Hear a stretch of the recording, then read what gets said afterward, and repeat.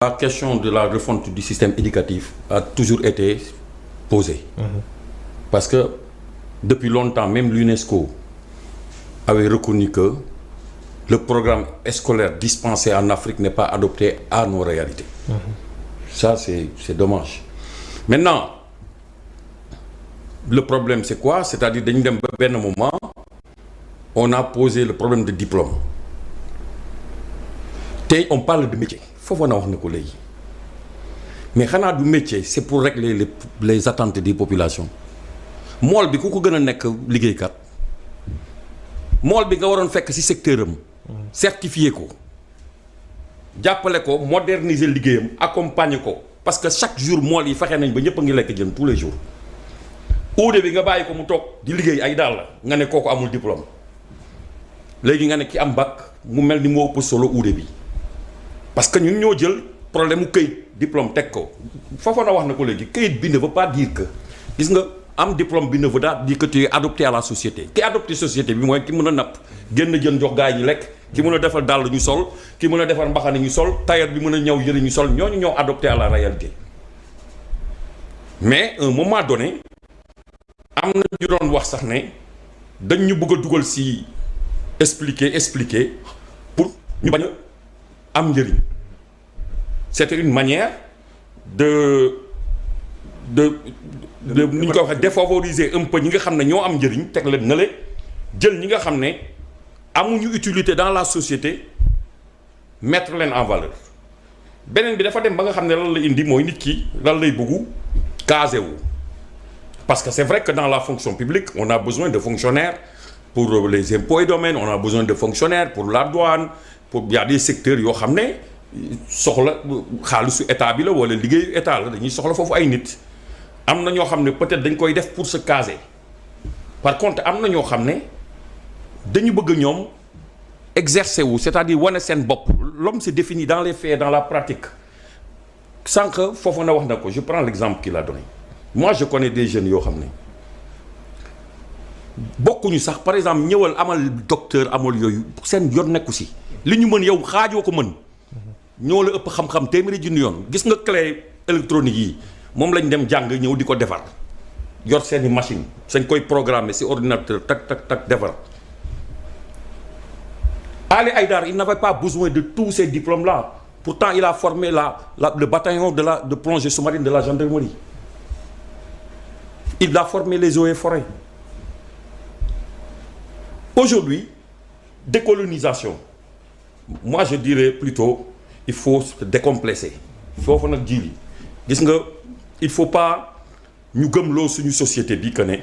boo amul diplôme rek. gisoo temps yi débat bi am moo di c'est un débat terre à terre mais l'enseignement dispensé n'est pas non seulement adopté à nos réalités aujourd'hui le niveau l'explique. tey jëlal ko am maîtrise fii bu toogee mën naa ko jàngal ñetteel bi da ngay gis ne tey maanaam. réew mi toujours ñi ngi am soxla si diplômé ñoo ko mës a gérer on dit toujours réew mi dafa ndërmeelu léegi nag bu dee dañuy war ko def système boo xam ne système pratique mooy yow loo mën nga waree li nga mën bu dee yow mën nga liggéey tout de suite nga ñëw liggéey opérationnel malheureusement à travers même ce débat tout récemment de diplôme ñi ngi gën a complexer suñuy xale yi amul diplôme te loolu baaxul nañu xam ne bu ñuy wax formation professionnelle fii formation suñu réew mi moom on n'a pas de problème de formation foofu na wax na ko dans tous les secteurs de métier nag on a des jeunes qui ont fait leur preuve dans tous les secteurs de métier dañ leen fa war a fekk déjà loolu mooy wane ne am na lu fi am c'est un acquis dañ leen war a fekk favoriser leen accompagner leen su laajee renforcement de capacité ñu créer ay centres à l'image du CNQP qui date de longtemps le G7 G15 plutôt et école japonaise il y en a des écoles qui peuvent renforcer les capacités de nos jeunes xoolal fii tey fi ñu nekk zone industrielle bi jeunes mécaniciens yi ñu ngi fii ku fi am sa oto fii ñoom ñoo koy réparer soo bëggee ñu peinture la ko tapisser yi normal kon je pense que tey on a des acquis il faut partir de ces acquis beneen bi docteur wax na ko langue mais alphabétisation bi sori woon na depuis temps Abdou Diouf on a mis en place un programme d'alphabétisation boo xam ne sori woon na xaw ma lu tax mu ralentir ça ne gêne à rien le français ou l'anglais parce que quand même c'est des outils qu'on peut utiliser au niveau international on en a besoin mais au niveau national on doit pouvoir quand même mettre en valeur nos langues pour que nit ki bañ a complexé si langam mais Sénégal tey boo làkkee français def faute wala nga làkk anglais def faute ñu ree la te Kocc Barma pourtant aujourd'hui référence la d'accord donc je pense que moi je souhaiterais quand même qu'on parle sax de ñu carrément renverser le système c'est-à-dire ñu xool ñi nga xam ne seeni waajur yi liggéey nañu comme ni ko du kii foofa na waxee loolu dafa am solo gis nga moo tax li mu naan laakoon faakoon ñaakoon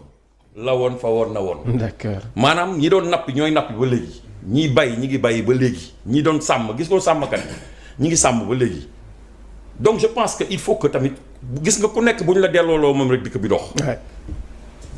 je pense que il faut favoriser les acquis que nous avons xam ne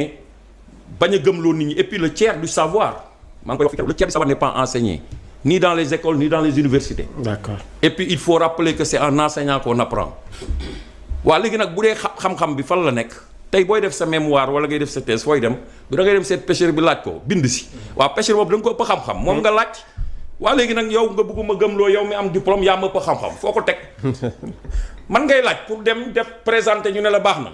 man su ma la waxul parce que boo ñëwee ñu ne la laaj nga taximan bi mu ñuy taxi nii wala hôtelier bi wala pêcheur bi doom ngay dem laaj nga doog a bind. d'accord donc ñooñu ngay laaj ngay bind foofu la xam-xam bi nekk xam-xam fekkee la laajte ak jàng. d'accord Aliou Sané am na solo wuy Abdou Khadre yow yaa nga théoriser que ni dana war a tëggaat sunu njàng mi xëy na président Diomaye ba mu ko waxee ca SICAD yaakaar naa ne yow itam am nga ci yëg-yëg que ni war nañ soppiwaat bi nga xam ne itam moo jëm ci anam gi ñuy jàngalee fii. waaw xam nga li ma fi dégg ñuy wax ko maanaam lépp am solo kenn ku nekk dégg naa mais vraiment am na solo trop xam nga tey dafa am lu Sané wax aussi mooy am na ñu bëri ñu am xam-xam bi ñu am jàngeewuñu ko ci l'école yi. sànq foofa na li mu wax tey dafay am boo nekkee di liggéey bëgg liggéey da ngay xool li askan bi gën a soxla nga koy liggéey. ndax gis na ne ñi yàqule téléphone dafa bëri kooku ma ngi si fii nii kooku liggéey téléphone noonu fi mu ne nii téléphone lay liggéey noonu de mais yow mi nga xam ne sax mën nga di jàngale ji wala yow journal dem si bureau yi tey bu weer bi sori woon sax boo demee si moom mën na laa abal xaalis. tey par exemple tey cordonnier bi noonu tey noonu la mel tey ñëpp mënuñoo demandoo ci bureau yi ndax si université yi. am na loo xam ne kenn jàngalewu ko ci université yi mais yow mi dem jànge ci université ba am xam-xam tey pourtant bu sa téléphone yàqoon mënoo ko defaral sa bopp bu say dàll daggoon mënoo ko defaral sa bopp wala sa montre keneen moo la koy defal da nga génn sa xaalis bee jox ko ça veut dire que man nga lu mënul mooy moom tim mën na loo xam ne yow mënoo ko muy loo xam ne loolu aussi dafa nekk loo xam ne lu am solo la mais côté bi Diomaye doon waxee aussi surtout suñu université yi ndax ci cadre université la ñuy wax même waxuñu que diplôme bi que affaire de diplôme mais nit ki am xarañteef bi te loolu dafa nekk loo xam ne aussi lu mënul ñàkk la mais loolu dafa am responsabilité boo xam ne parents yi la jàngalekat yi ak état bi ndax boo xoolee jàng aussi dafa mënut a ñàkk ci réew xale il faut nga jàngal ko jàng nag du caagi ne nasaraan rek nga koy jàngal maanaam ci biir programme bi sax mënoon naa am ay métiers yoo xam ne daf ciy amaale xam ne ki jàng tey ba dem université bu njàng mi bundul sax fekk mën naa nekk plombier wala mu nekk électricien mën naa làkk mën naa def yëpp mu mën a continuer waale njàngam mais mënoon nañ dem tamit boo jàngee ba BFEM ñu ne nag léegi il faut ñu tànnal la benn branche boo xam ne yow moom ngay suivre tey moo xam informatique ngay def moo xam lan ngay def loolu aussi jàpp naa lu si am solo la sànq li mu wax tamit ci secteur privé bi ndax secteur privé bi ñoom ñooy employé da ngay gis ñoo xam ne dañuy jàng ba pare mais secteur privé bi du leen soxla ndax li mu soxla ko liggéeyal yow defuloo formation boobu te yow ñoom secteur privé ñoo lay imposer yow sa formation boo xoolee yow yaay dem xool que ñoom secteur privé kat lii lañ bëgg a liggéey adduna bi fii la toll naa dem jàngi ko te tey lu jëm ci numérique loolu aussi dafa nekk loo xam ne kenn ku nekk moo war a xool fi adduna bi tàggat ci say xale au moins pour ëllëg. mais tey boo xooloon tey li président Diomaye wax mooy série scientifique yi bu ñu waxee tamit un pays souverain dafay am kenn ku nekk looy doxal ñii ñooy àtte ñii ñooy faj ñii ñooy bay kenn ku nekk la ngay def am na solo mais un pays souverain bu ñu ko bëggee ci cas de figure yu bëri la mën nañ ne ci mbay mi am na ñoo xam ne dañuy dem bay mais bu ñu ko bëggee am ci côté santé il faut que ñu am ñoo xam ne tàggat nañ leen ba Sénégal lu mu soxla ci médicament ñu mën koo defaral suñu bopp am ay ingénieurs yu doy ba ëllëgi si biir lu ñu soxla ci pétrole wala lu ñu soxlaa def exploité ñu mën koo suñu doomu réew mën koo defee fii si réew mi ndax ñun bëri na loo xam ne dañuy dem jéggaane ko bitim réew te boo xoolee université yu mag yi nekk ci àdduna bi yëpp boo demoon mën nga faa fekk ab sénégalais kon jàpp naa war nañu gën a xool série scientifique yi ñu fexe ba mu dominer littéraire bi ndax man jàpp naa ne loolu aussi parents yi la mais état war si def sensibilisation boo xam ne bu yaatu lay doon xale bi nga xam ne mooy nekk xale kooku xamagul dara mais kooku yow yaay xool fi nga koy orienté tey maa ngi koy expliquer tey fii tubaab bi tey boo juddoo mu am doom bu ko neexee da ngay nekk attaquant si football wala moom bu ko neexee mu def la défenseur wala mu def la arbitre wala mu def la latéral wala mu def la ça veut dire que moom daf la si tàggat yow xamagoo dara moo la si tàggat pour nga nekk attaquant wala pour nga nekk milieu de terrain tey tamit ñun ñoo war a xool sunu doom yi ne man kat sama doom bi damaa bëgg mu nekk pharmacien ëllëg dama bëgg mu nekk ingénieur ci lii su ko defee yow bi muy nekk xale yaa ko siy tàggat xamagul dara mais loolu jàpp naa ne ñun bu ñu ko defee dina si am loo xam ne ñun dinañu dem ba vraiment dinañu ko mënal suñu bopp leneen li tamit comme du caaga ne diplôme rek ndax ñëpp mënuñoo am ay diplôme mais si côté cadre liggéey tey am na ñoo xam ne amuñu benn diplôme dégguñu tubaab mais xarañteef gi ñu am ci wàllum plomberie tey maanaam dañuy am ay entreprise di gagné ay chantier yoo xam ne kenn xamul nu mu toll. am nañu ay maçon yoo xam ne ñoo ngi ci secteur BTP bi tey mënuñu làkk tubaab mais yàlla may na leen benn même ci internet nii man gis naa ci ñoo xam ne tey niveau bi ñu ci toll te liir kese lañ man mais am nañ ci benn xarañteef boo xam ne yow mi dem ba yor say diplôme sax amaana mën nañu la ko jàngal mais moo tax éducation bi jàpp naa ne war nañ ko xoolaat ci niveau yu bëri pour intérêt réew mi. oui, il y a la question des universités de métier. Il y a des universités de métiers. ISEP yi waaw si. Voilà, c'est-à-dire qui forment directement pour des métiers. Et puis nañu certifié ñi nga xam ne ñi ngi ci métier bi déjà. menuisier yi nañ leen jox seen diplôme attesté ne menuisier bi mun na defar lal mun na defar armoire. mécanicien bi mun na réparer oto. ñoo leen jox menuisier yi. voilà nañ leen jox ay këyit. pour wane ne organisation yi. mais too njàng bi dafa xaw a gudd. maanaam tey ba ngay dem ba def terminal. l'enseignement général. oui enseignement boobu dafa gudd. bien sûr te mën nga dem ba terminal ba am bac. ba pare orienté wuñu la.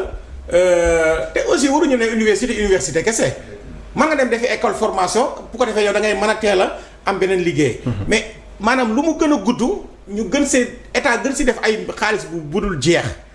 beneen bi tamit doomu Sénégal yi nga xam ne dañuy jàng nekk ay ingénieur mais boo xoolee cër bi ñu leen war a jox fi wala li ñu leen war a téye duñu leen ko téye après dañuy mujjee dem ci yeneen réew di liggéey yeneen. waaw c'est important te boo xoolee ñu yor secteur bi fii sax secteur u Sénégal Afrique bi. ñi yor secteur bi c'est pas des universitaires ils sont pas sortis des grandes écoles muy secteur informel bi muy ñi fiy liggéey borom ñi fiy embauché nit ñi fii ñi ngi fiy travaux sous-marins yi bari ki dem rek laa jóge suma ay boy ñoo gagné marché bi ak les chinois mooy kii bi ñuy defar port bi nekk fële mu tuddi xaw ma bar ñi la xaw ma fan donc waa Ndayane pour dire que xam nga il faut qu'on soit pratique. oui c'est lu mu wax loo xam ne dafa am solo kii dafa amoon benn professeur français mu may naan mu ñu doon expliquer que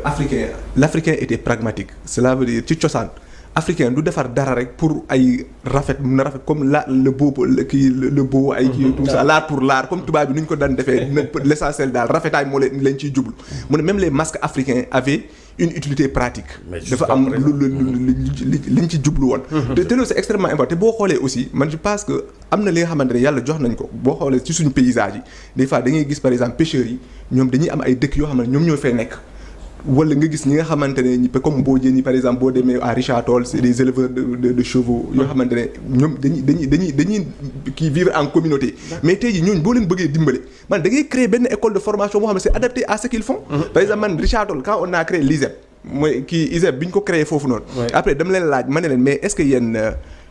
kii maanaam nu ñuy yaree fas yi est-ce que programme boobu boole ngeen ko ci ñu ne ma déedéet ma ne malheureusement parce que man jàppoon ne ñooñu noonu mboojeen yooyu ñi nga xamante ne ñooñu dañoo tàmm fas mais ñooñu tey boo leen créé benn formation bi nga xamante ne seen doom yi dañuy jàng nu ñuy yaree fas parce que am na ay fas de race yoo xam ne boo ko yaree mën nga ko jaay ay 3 millions ay kii tout ça mais seen papa nu ñu ko daan defee ñoom dañ koy perfectionner donc dañ leen di fekk ci ñoom li ñuy def nga jàngal leen de telle sorte que ñi mun ko perfectionner ñi mun ko valoriser mën a dépasser seen papa lu ñu doon def et loolu après en fait day nekk lu naturel booy boobu pour mu am stage soxlawul dem ci ay entreprise ay papam yor na ay fas mais ci papam lay dem def stage mën na ko ba pare sax te mën na ko te passion am la mën na jàngale doguma la foofu naa j'ai un ami il est griot il enseigne le rythme à l'université de Boston day jàngale rythme université de Boston tënk na lépp xalal loolu c'est clair beneen bi pourquoi on prend des gens yoo xam ne amuñu diplôme ñu leen di def docteur honoris causa c'est pour en faire des références par exemple dafa mel ni ñu ñëw jël baxaaw bu waalo indi ko université Dakar ne ko waxtaan la jàngalal l'histoire du waalo aux étudiants mais où est le problème peut-être parce que il maîtrise l'histoire du waalo effectivement il faut quand même ñu décomplexer affaire bi c'est-à-dire ñu jël ñi nga xam ne ñoo am xam-xam ñu jàngal xale yi pour xam réew mi nu muy doxee. en fait li muy wax ni ça montre que université yu bëri xam ni ko gis nga l'année dernière l'école normale a organisé un colloque en hommage à Kiné Lam. Oui. C'est-à-dire que pendant 3 jours des universités de très haut niveau ñu toog di décortiquer les valeurs des chansons de Kiné Lam devant Kiné Lam en fait pour montrer que l'université accorde une importance capitale au savoir boo xam ne jaarul ci école. Et d'ailleurs c'est Lamine Dramé. Exactement moom Dramé. Ils l'ont fait pour Thione Seck. Justement. Ils l'ont fait pour Baaba Maal. Ils l'ont fait pour Kiné Lam. Donc pour dire que il faut le faire pour nos histoires. Abdou Khadre Salif Ka moom bokk na ci ñi nga xam ne. mais aujourd'hui l'université nos histoires. Non, aujourd'hui l'université est beaucoup plus ouverte au savoir.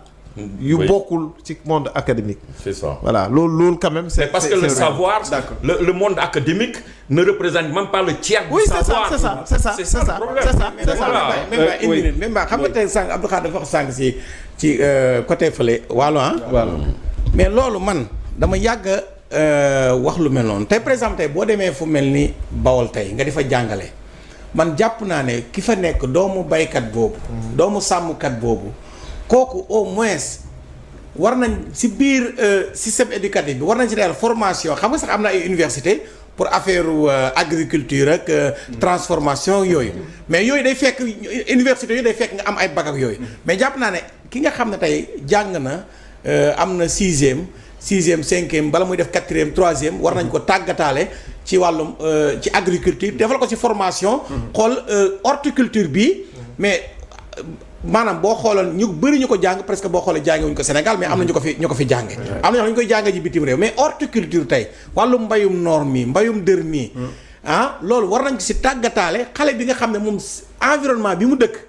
presque looloo fa am presque sàmm moo fa am mais boo demoon tey fu mel ni Casamance mën nga leen di jàngalaale maanaam transformation xam ne da ngay jël mango boo ko booleeg lii la lay jox. xam ne kooku au moins moom dina am benn expérience. xam ne ëllëg mën naa toog këram sax. amul liggéey. te du am benn problème. oui c'est important li ñu fi wax nii yëpp wax dëgg yàlla bu ko autorités yi jëfee dinañ génn ci jafe-jafe yi alors Abdou Khadre damay des ak yow ñu waxtaan ci li nga xam ne moo jëm ci France.